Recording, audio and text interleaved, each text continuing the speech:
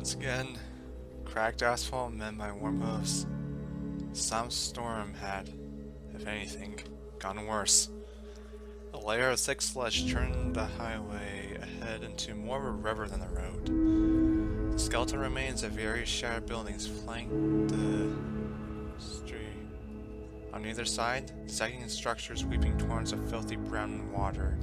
The contrast clatter of the heavy rain created a constant backdrop of sounds like the humid air and the stench of sewage bubbled up in thick brown fountains from every broken drain. I hung my head low, allowing the thundering deluge to pour from the brim of the helmet.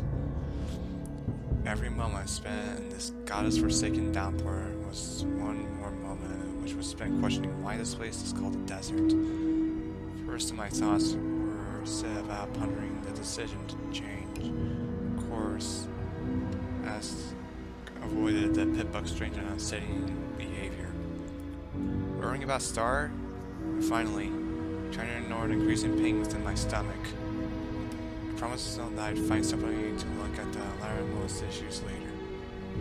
For now, I was just taking what the wasteland was throwing at me. Another reminder that I was in far worse state than I like was my crippled limb, the likes of which was getting no better the longer I left it without proper medical attention. Regardless, I needed to find Star. But to do that, I needed to find the stable tech hub.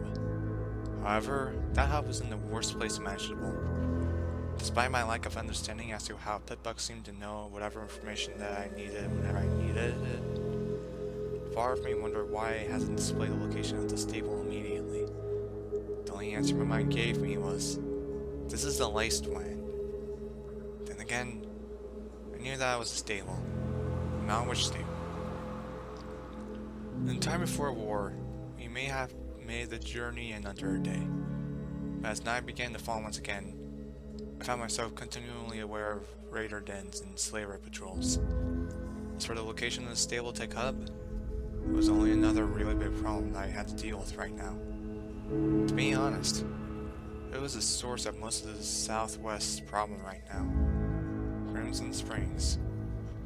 I knew from experience that I'd practically avoided the frying pan and ended up jumping to the fire with this new objective. Not only that, but between here and the slaver-infested ruins was the San Prance River. That fact narrowed my list of options even more, leaving only one: the Brazen Key. The old bridge hasn't gotten that name for nothing. The Brazen School slavers had a fetish for, well, bronze-coated skulls. On various occasions, I'd seen them stripping their victims of flesh and coating their bones in molten brass before hanging them out to dry in the desert heat as cruel and rather cabaret decorations. I spent my whole life down here in the Southwest trying to avoid them. Now I was trotting right up to the base of operations. Worse still was the unsettling and disturbing events which I'd seen at the iron shot factory. Mr. Redhead had said nothing about new management, and given that the slavers were working so well with savage raiders of the wasteland, I believe there was a lot more to this statement. That only added more things I really didn't want to learn about. Still, it was word I'm being chased across the wasteland by a bunch of crazy cult ponies and their demonic leader, right? Regardless of my internal trepidation or lack of foresight regarding how my decisions might affect me, my mind was made up, and I doubted Cherry would let us deviate from the course on which we found ourselves on either.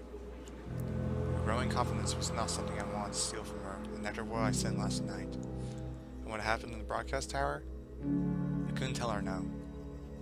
Even if it did mean overriding a whole lifetime's worth of wasteland survival instincts. With that in mind, I swiftly began to realize just how much I could change myself for her while being mentally berated for all the stupid decisions I was making after I had saved her. Ignoring the fact I was probably going to die from what Overseer had done to my insides soon anyway. Not the best image for a mercenary, my mind mockingly sneered. A large part of me hoped that the grounded griffin was now accompanied us didn't sense such a weakness in my survivalist decision-making abilities either. She'd already made it very clear that she was only traveling with us in the next town. She was confident she would find somebody to fix her contract. Then again, I had no idea how this Griffin's contract worked. Buckshot was the last one to hold it. So what did I know about what was written in that contract? Had she been indebted to the monster that had killed him? Because if that was how it worked, then she was indebted to me now anyway. Regardless, the small piece of parchment which set her apart from raiders and slavers was gone. And I had no idea how she might go about getting a new one. Not that I really cared. Nevertheless, saving her life meant that she was at least being more than a bit lenient. Once again, however, cooperation was not high on my list of concerns. In truth, all I hoped, for now, was a life long enough to save my other new companion. My wasteland survival instincts berated me for that, like some angered parent does to a disobedient foal, repeating the same recriminations every time I thought about it. As much as I knew the dangers which were most likely to be encountered by making that decision, I set them aside. Instead, I tried to focus solely on the survival of the pink mare walking next to me. None of us looked at all pleased with the rain. Even so, while the downpour drenched Gina's feathers and caused her bandages to slip, I doubted the stern Griffin would voice any form of complaint. Cherry's Killer and Barding were also darkened by rain and drifting away, and her mane looked more like a kind of scraggy pink mop atop her head. The steady clicking from my pitbuck didn't mix well with the image of her so drenched either, and I knew we had to find shelter sooner rather than later. It's no surprise that the unpredictable wasteland was against me once again. Most of the buildings either side of us looked like they could wash away at any moment. And for now, shelter looked to be the last thing the world would offer us. You'll have to think of a name, I told Cherry, barely audible over the hammering of the ring as I gestured to her new rifle and tried not to think about the fate of his previous owner too much.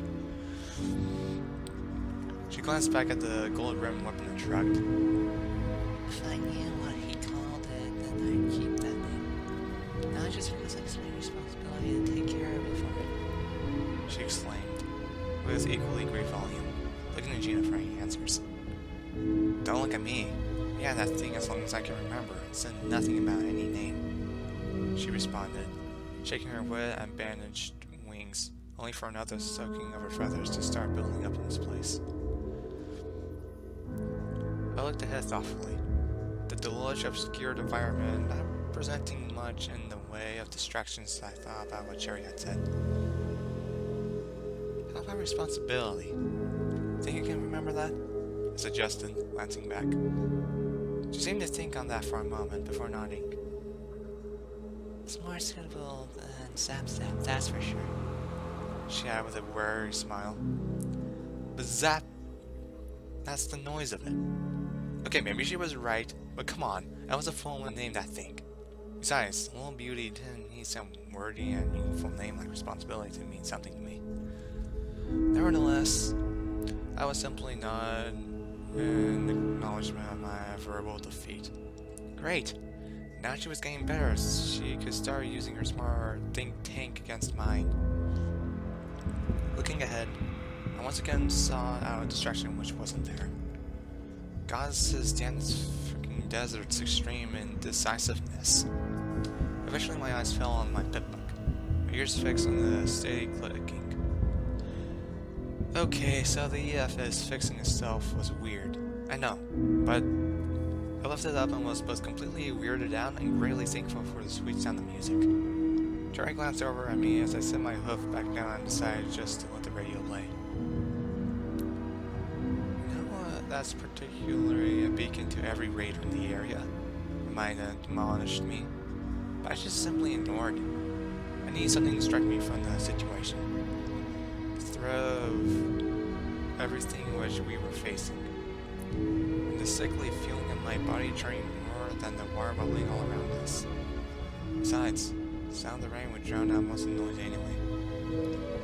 Greetings, my little ponies. It's me, alright, your humble radio station, Rabbit Radio. So close to perfect, it hurts. The sound of Rabbit's voice made me feel more a little homesick. I knew that if I had left after a quick rest back at the garage, we could have been halfway back to Churn by now. Maybe minus a little for the rain. Yet here I was, trotting towards possibly the most dangerous corner of the Southwest. I really did wonder what would become of Churn if Star was right, and I went back. Those Smellies, the Transcendent, what would they have done? There were at least 12 experienced fighters back home and a whole force of conscripted idiots to back them up. The town defeated a dragon for God's sake. What are these bunnies compared to that? Some fancy slavers in black barding? Memory Carnage chipped the armor of my confidence, however. He was certainly no average slaver, nor a normal pony for that matter. He was something unnatural. Hope you all enjoy the lovely weather we're having in post-apocalyptic these days. Forecast is rain, rain. You guessed it, even more lovely rain. Then you got it. You don't win a prize this week, but you've taken up gardening. Then what a time to do it. I'm not one to dwell on such very revelations. Looks like some ponies have been taking my advice when it comes to scum around here. Have had reports from Buck that the town was saved by a pair from right here in Churn. Okay, I blushed a little at that. The thought of the cute blue mirror on the opposite end of the crackling broadcast complimenting me was a far more fitting distraction. Cherry, however, sighed. There's no mention of the would-be savior, without the help of whom we'd all have all been slaves. I flickered off the radio with my magic, looking at to my companion. Hey, she may not know it, but Funny Pony asked me about what went down. So I'll tell them the complete and honest truth. I assured her. Trust me, once we get back to Churn, everybody will know you made the difference. I added with a smile. She burned the expression slightly, but I could tell the bitterness had completely left her. She was a pony who tried hard to make a difference, and when that effort went unrecognized, well, I couldn't imagine how she felt unappreciated. It made it a priority never to take her for granted myself, and through sheer mental force and will, crushing the luxurious and perverted side of my mind before I could burn my initial thought about Cherry. Once I was satisfied that my perverted mind wasn't going to act up again, I turned the radio back on.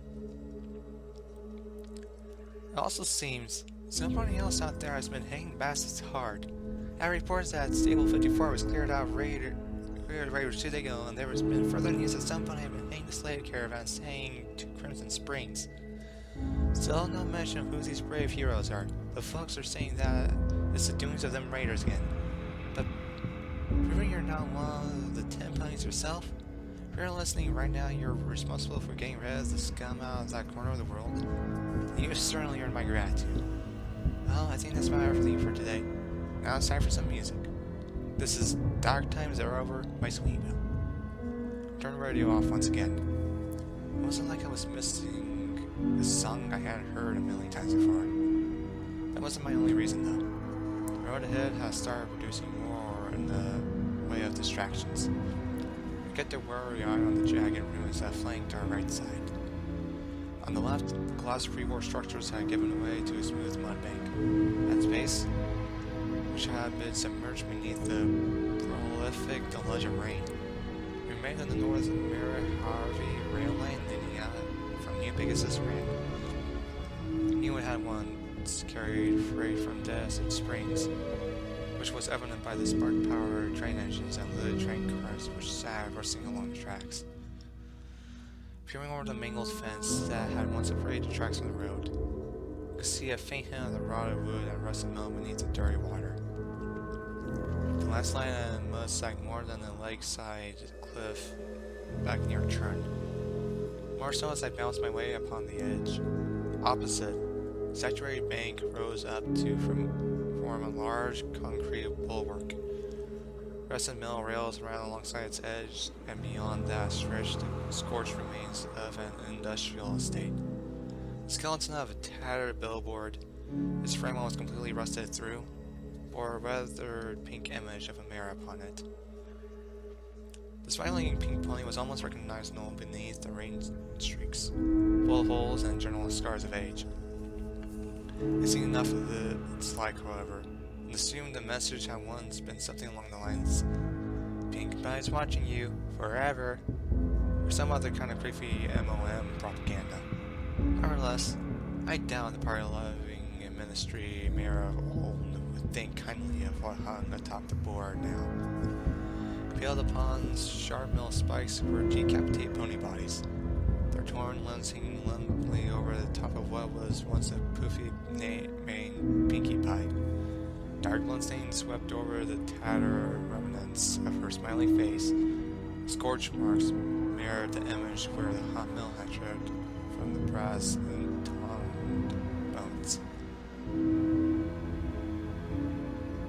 I sincerely hoped Sherry had seen the gruesome sight as we passed by it and faded into the rainy gloom behind us once again. Wasteland, it seemed. It avoided twisting my prayers, however, as a moment later the clatter of those gunfire filled the air. I froze instinctively. Gina leaped to the side, dragging one of her pistols before scouring the gloomy ruins with her sharp eyes. Sherry was the only one not to have some kind of defensive reaction as she tensed. An instinct drove me to move her aside. The chance that some pony we had been unaware of having their guns pointed at us was a very high possibility. "See anything?"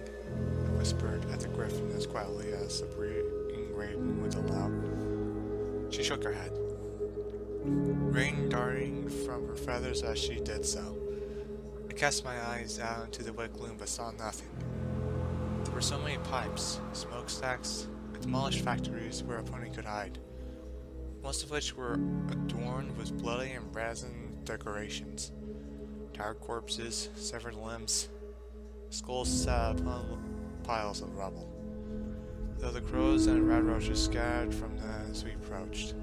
My ears felt all the knowledge I couldn't hide from my companion from the sight of the murderers inhabiting this place. For this was the wasteland. This was the world she so dearly wanted to change, and hiding it from her, as she said, did not aid her nose goals.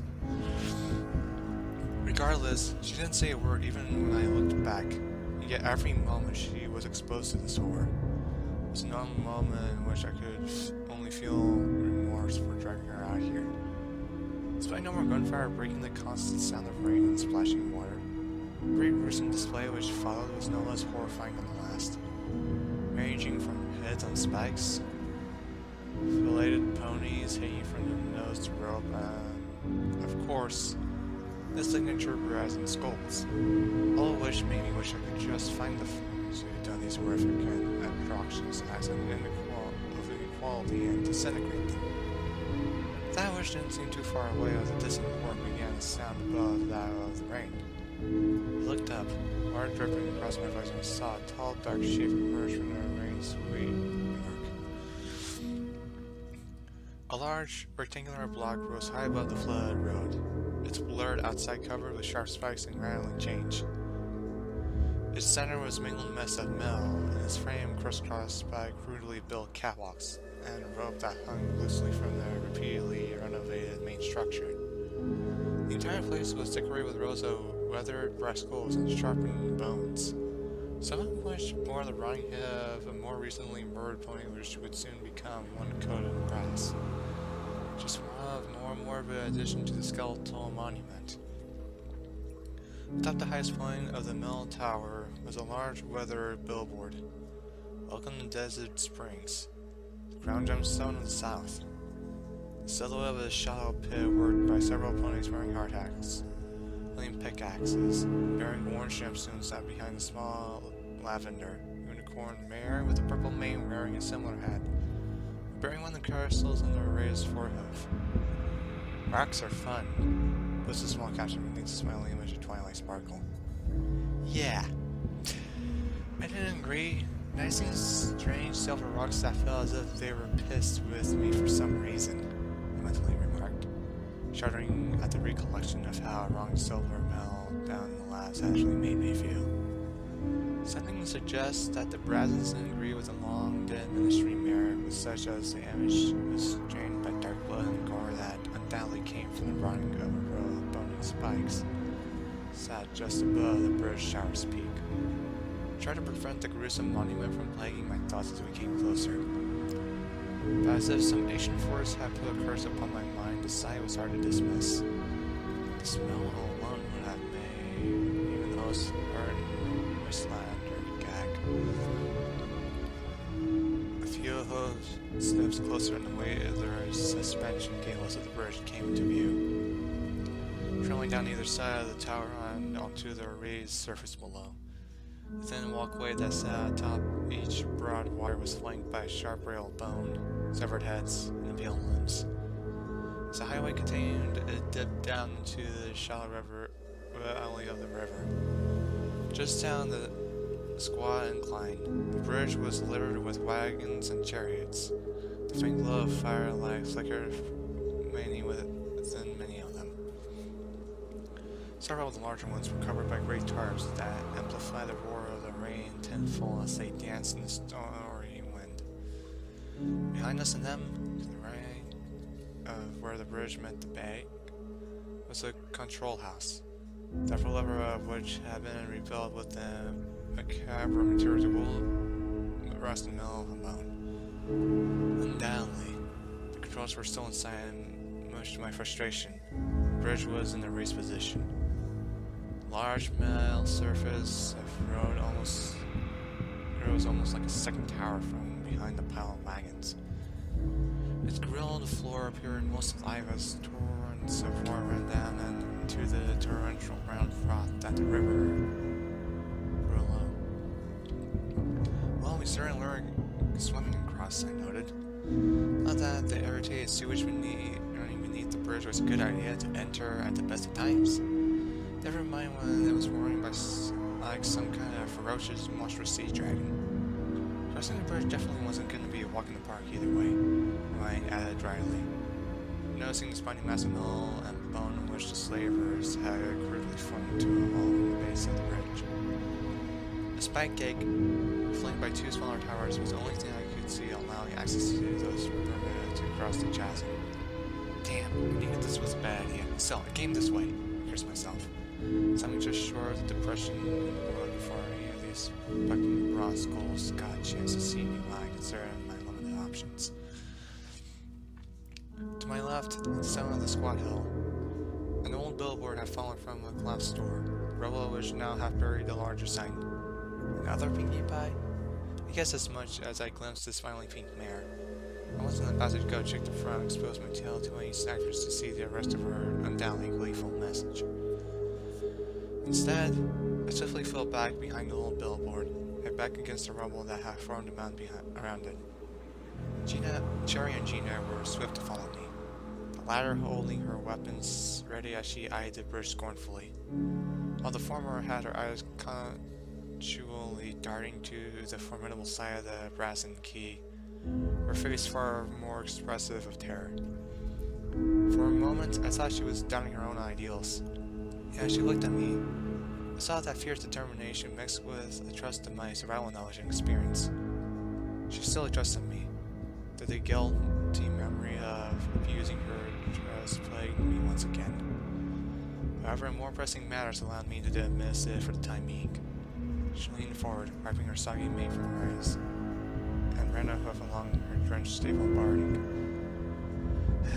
Told you we weren't getting across that easy, I said to her, motioning in the direction of the hellish bridge. She looked back, holding her wet mane up with the forehoof. A pained expression on her face. I knew she knew I was right. Yet her drive to do good was still telling her not to back down. Years of wasteland instinct were telling me the opposite, and I knew her natural survival instincts must be telling her the same. Yet, I simply sighed as the sinking feeling settled in my gut and caused me to swallow nervously as I glanced at my pet bucket secretly, hoping for another miracle. I don't know. Maybe it could turn into a massive death cannon or something? When that did not happen, I was forced to turn to more realistic options. There's no way we're getting through here. There's probably a way around, he suggested, giving a hoof toward the bridge in general. Got that right. It's called flying. Shit, if I ever see one of those freaking fuckers that grounded me. Gina began burly. Her beak forced into a scowl, she made her colorful motions with her talons. I focused on Cherry as the griffin continued to pick every detail from the gorgeous eye and grumbled about her inability to just fly around. Ready for another lesson, Cherry? Today you are going to learn how to break into zones which should really be avoided. I reeled my mind into submission for that thought before continuing with my line of logic.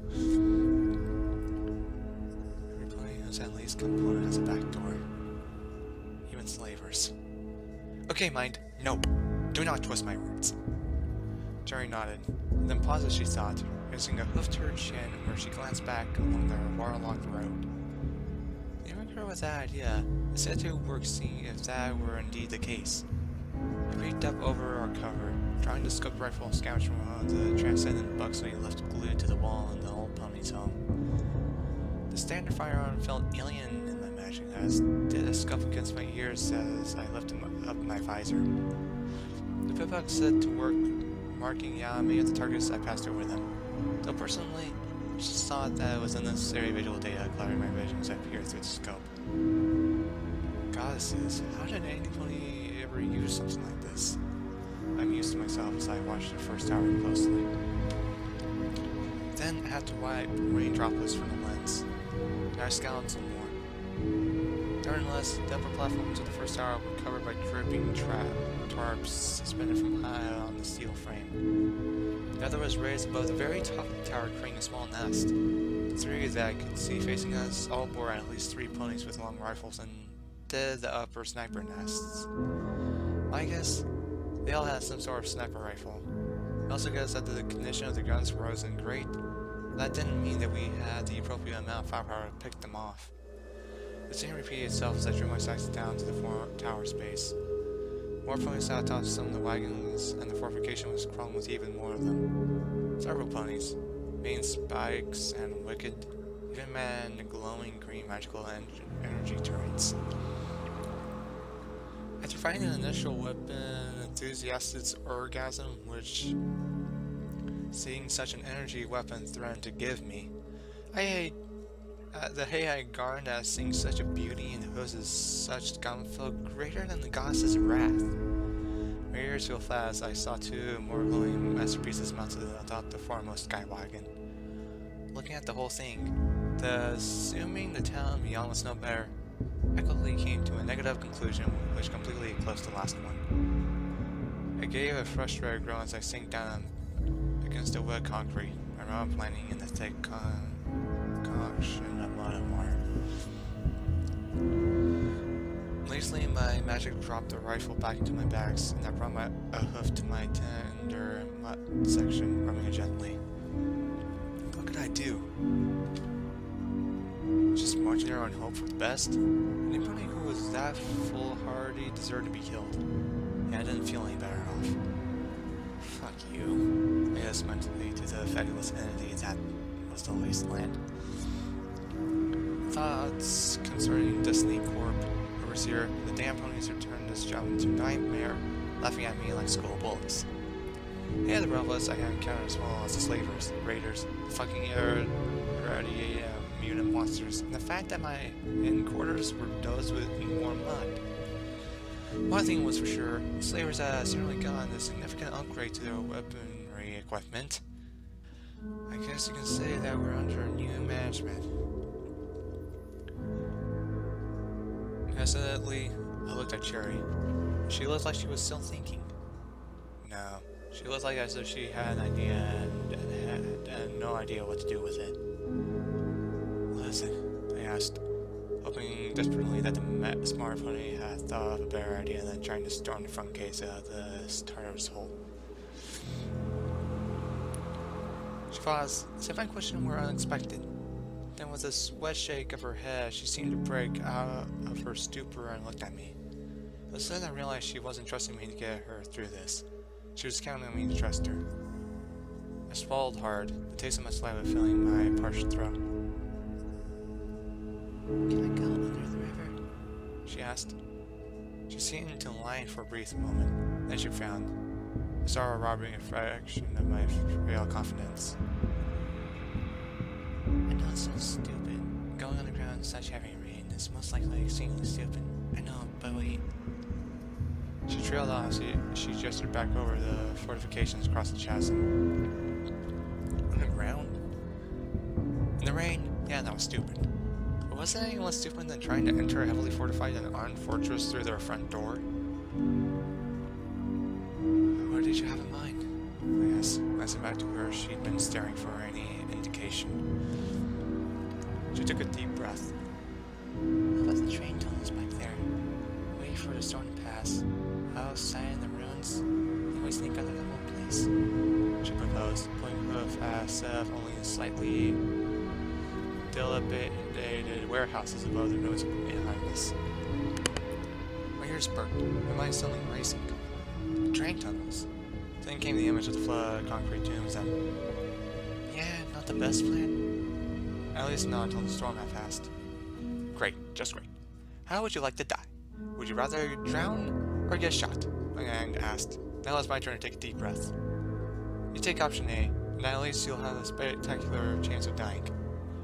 Just shut up, Rain. Never been in those tunnels before, but I knew they must run under the whole place. It's the only way to get the vast quantities of gemstones out of town back before the war, and considering the place had only one major river access. The train lanes have been very popular. Then there are the obvious issues with the tunnel flooding. Chance of encountering slayers or goddesses, no one else living down there. But with the number and quality of the enemy's guns and my arsenal's effectiveness at close range, I saw a far better chance of getting to where we need to go with a reduction of the likelihood of us dying. Far from my mind, the survivor part wanted to scream. Part of me that was the experienced wasteland survivor in our little group, hugged Cherry tightly. Trust? It isn't an easy thing for me. I ought to start somewhere. The pink mare blushed, but did not find the embrace or even tense. Goddesses, that humble adorableness was just too much. She smiled with a crooked smile as I leaned back. You know, I like it quick as much as St. Griffin, but I don't think now's the time. She commented smugly. That scowl wiped from her face for just a moment as she motioned toward us with the talon. The blush deepened upon my cheeks. The cherry's blush deepened further as well. I suppose guilt and embarrassment washed over me all at once, and I was so glad for my element. So I guess we're taking the tunnels then? Cherry asked, looking slightly flustered. I still had the shook the filth from my rump and looked to the ruined warehouses she'd mentioned in her plan. Yeah, because you're a smart pony. Thin alleyways and water-filled streets between us and the relative dryness of the warehouses made the small side trips feel as though it took much longer than it actually had. I'd never been so wet, and I had to wrangle my mind back into submission again as I saw to make my thoughts and twist me to a far more preferred meaning. Steep brick walls stretched upwards on either side of us. Large windows spill into each wall were far above our heads, and the gushing rain entered and poured torrents of water down upon us.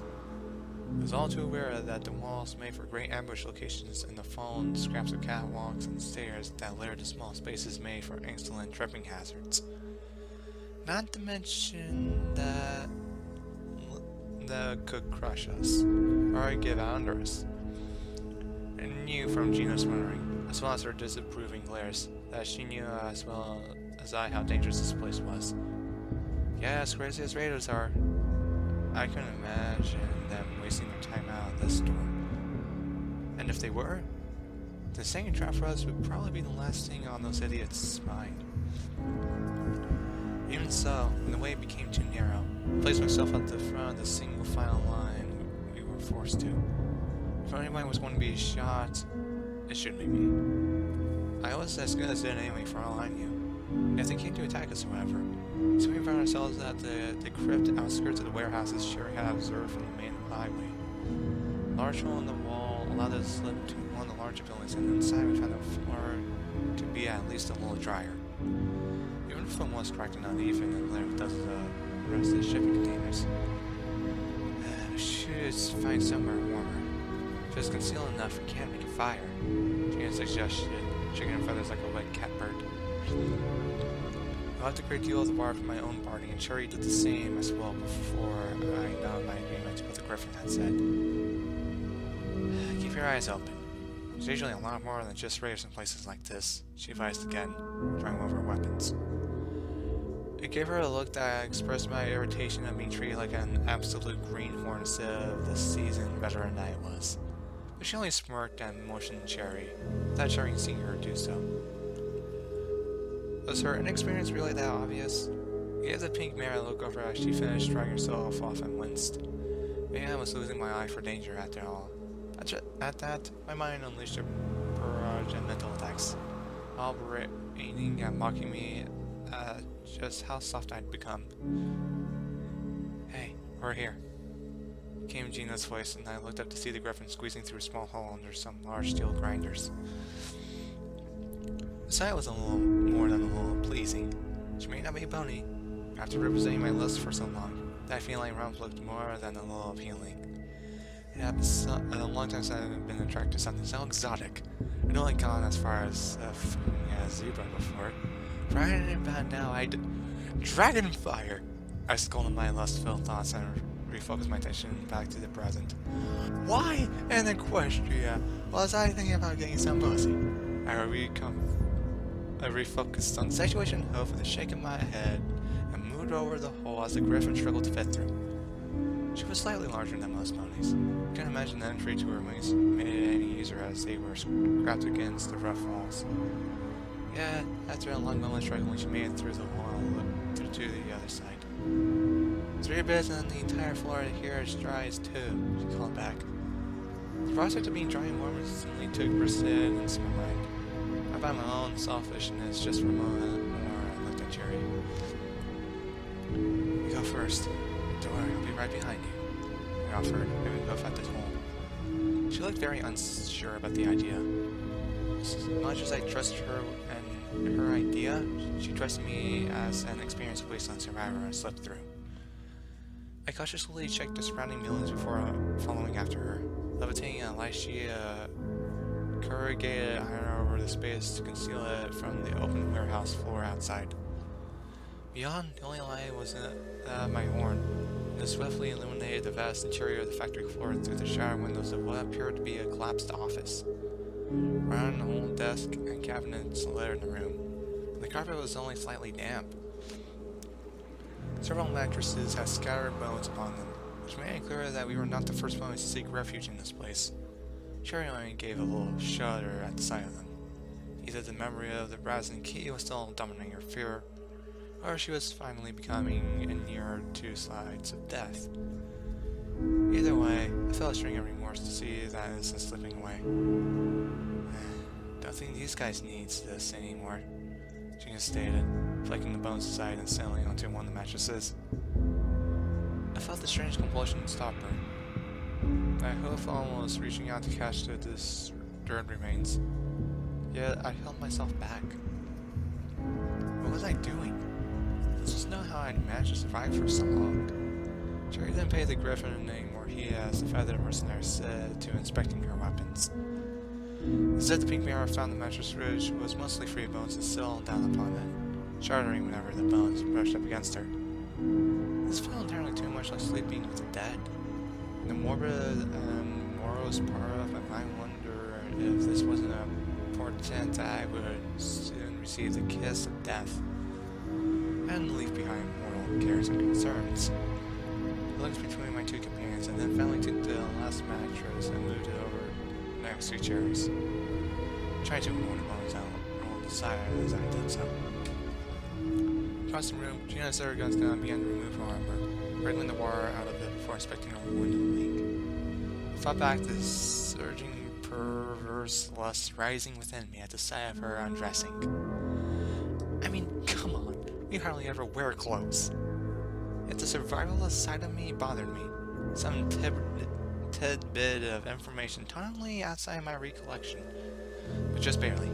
So close, and yet so far. Hey, you know, you'd be more if you take that off, at least until it's dry. I told Cherry sheepishly, waving a hoof at her drowned barding. She looked at me strangely, seeming to think. I only got the sense she thought this was another test. Probably. Should I have remembered that? She responded with a nervous laugh, and I nodded. The sisters tell me all I know about that survival kind of stuff. She went on, and she began to task and question. I sat down on my mattress and looked away, the cold of my own soaked biting at my numb hooves and crippled leg. Moments later, there was a wet thud as she set the barding down. I finally made an effort to look back at her. Well, thanks to you. At least for summer trying not on that lodging sucked while watching the bridge. I told her and flashed her a grin of gratitude. She smiled. Looking adorably shy, she scuffed her hoof against the moderately damp carpet. Well, you'd have done the same, right? She asked, not half down her sincerely naive voice. I nodded. Deep down, I had no idea what I'd have done. I wasn't sure if I'd be doing this if not for constantly reminding me that it was the right thing. That thought alone gave me a sinking feeling in my gut and made me wish I could crawl to the dust on the ice and disappear. Did she care more about starting me?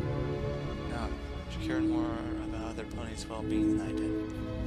Maybe that was what the wasteland had done to me, wearing me down, like sandpaper, numbing me with each death I've dealt, and with each act of advocacy and eyes had seen, until all that was left was a frail shell. Just an emotion numbed, a mode and neurologist gained through each day. Until that fatal day and when death would finally take her. The bearer I had become was now filled with false promise and hope. What about you? Chari asked, nodding to my own wet barding. Removing my helmet with a flash of magic, I looked myself over. It's fine. Most of the stuff's waterproof. I lied. But she remained blissfully ignorant of the truth. After that, I made an effort to have my shivering until the water slowly began to evaporate and my barding eventually warmed me back up. Across from us, Gina was curled up on a mattress. Griffin seemed to have no intention of making conversation, and I simply ignored her in return. I really hope this rain stops before morning. I really can't stand just sitting in one place, to be honest. Sherry sighed, staring up out of one of the shower windows across the factory floor. Sometimes it can last for days. Sometimes I don't even know why this place is even called a desert, I told her, laughing silently. I could say she was trying to share my amusement, but a serious vein of her drive to prove herself to me would not allow that. I felt something within me die a little more at that realization. And I recoiled slightly as a consequence. Hey, you do know that I mean what I said, right? About looking out for you and all. I asked her, trying to put the right words into something which I hoped sounded as close to reassurance as possible. She looked at me as if she had been mildly insulted.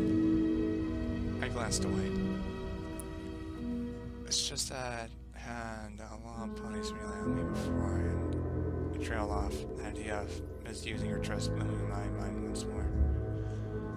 She looked slightly perplexed as she cocked her head. Dragonfire, I've known you for less than a week, and you've already done more for me than any pony I've ever known, other than my family, she admitted. Her response seeming to bring up her memories. She fell silent and had a distant look in her eyes for a while.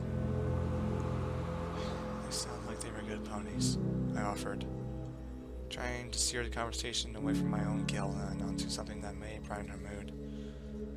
She gave a brief giggle as her smile deepened and she had a fond, faraway look in her eyes.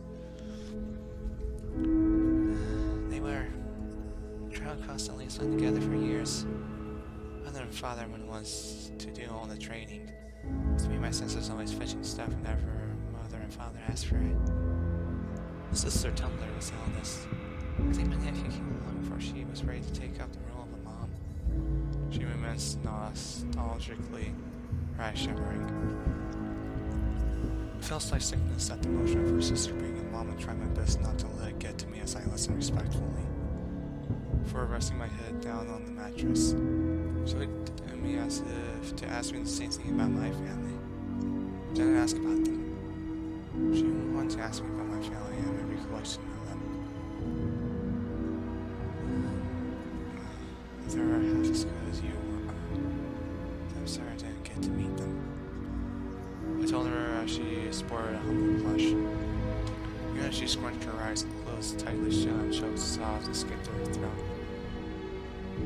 It's just what you could have done more, too. She began, but trailed back off into silence. I felt a twinge of sorrow at her words, as I began realizing the implications. The same images of my own family flashed through my mind. I shoved those thoughts away. Whatever happened, sure that they'd be alive.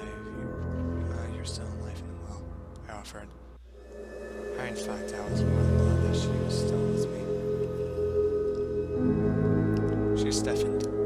Suddenly she wiped her eyes. Remembering the memory of my mother, I was almost in tears too. The last thing I wanted the mercenary across the room was to see was both of us crying to each other's embrace. Instead, my mind saw a distraction yet again and finally came back to my pit buck. This nearly functioning radio in particular. Retrieving my earplug, I looked through the broadcast I was receiving. None of them were from Star, and assuming the several that were in our Rapids radios were something to do with slavers. I decided to the light of anything to take my mind away from the dreary world. Tara looked at me curiously, eyed my pet buck as if eagerly waiting the day she could see how much money would pay for it. I paused before hitting the radio. I looked at her kindly. Here, you should listen, I offered. Curiosity transitioned into confusion and she regarded the airplane levitating before her, and I moved a little closer toward her. It's yours. She stuttered. I shook my head with a grin. There's nothing like her that I had 1,000 times, I assured her.